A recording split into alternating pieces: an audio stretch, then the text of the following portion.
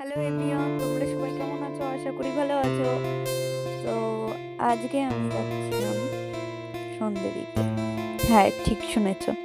তো আজকে যেহেতু একাদশী ছিল তাই মা ভোগ দিয়েছিল। দেখো,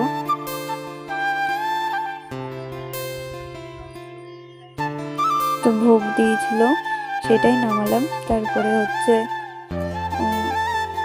আলু দিচ্ছিলাম, ঠিক আছে। আলু দিয়ে তারপরে শঙ্খ বাজাতো, দেখো।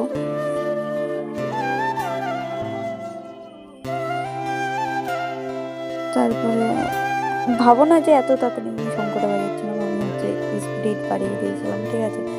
তারপরে তুলসী মন্দিরে প্রদীপ ধরিয়ে নিয়ে যাচ্ছিলাম যে দেবতায়। তারপরে হচ্ছে নামাজ পড়ে নিলাম।